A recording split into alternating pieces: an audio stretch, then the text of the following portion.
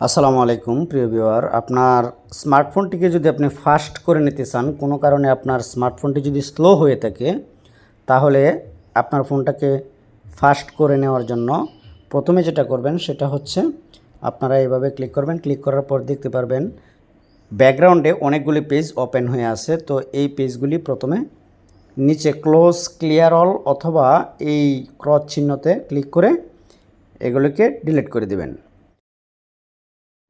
Setting অপশানে যাবেন। Setting অপশানে যাওয়ার পর নিচে অ্যাবাউট ফোন এই অপশানে যাবেন। যাওয়ার পর সফটওয়্যার ইনফরমেশন এখানে যাবেন।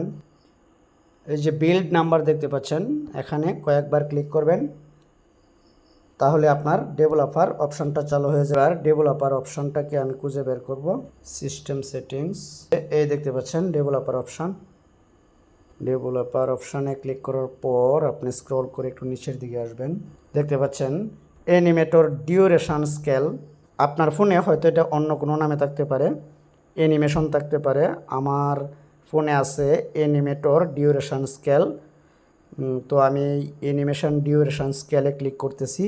ক্লিক করার পর এখানে দেখতে পাচ্ছেন অ্যানিমেশন স্কেল 1x, এটাকে আমি থেকে 0.5x করে দিলাম।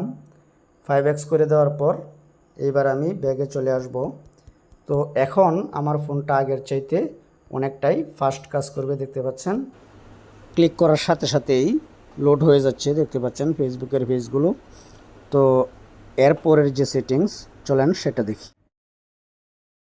আপনি চলে যাবেন ক্রোম ব্রাউজারে। ক্রোম ব্রাউজারে যাওয়ার পর আপনি ক্রোম ব্রাউজার থেকে এই পর্যন্ত যতগুলি সার্চ করেছেন সবগুলি সার্চ আপনার সার্চ অপশানে আছে, যার কারণে আপনার ফোনটা স্লো হতে পারে। তো ক্রোম ব্রাউজারে এইভাবে প্রবেশ করে তারপর উপরে যে 3 ডট মেনু দেখতে পাচ্ছেন এখানে ক্লিক করবেন। ক্লিক করার পর এখানে হিস্ট্রি নামে একটা অপশান আছে, এই হিস্ট্রিতে ক্লিক করবেন।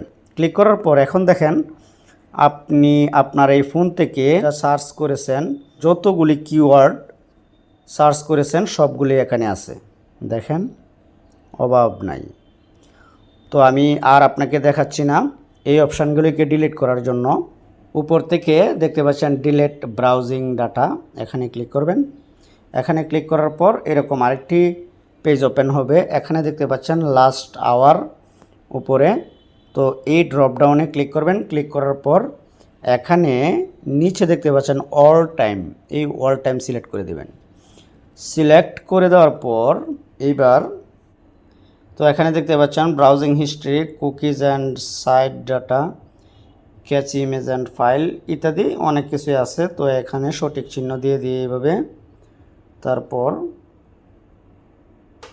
নিচে দেখতে পাচ্ছেন ডিলিট ডাটা। তো এখানে প্রথমবার ডিলিট করবেন, ডিলিট করার পর তারপর আবারও এখান থেকে ডিলিট করবেন।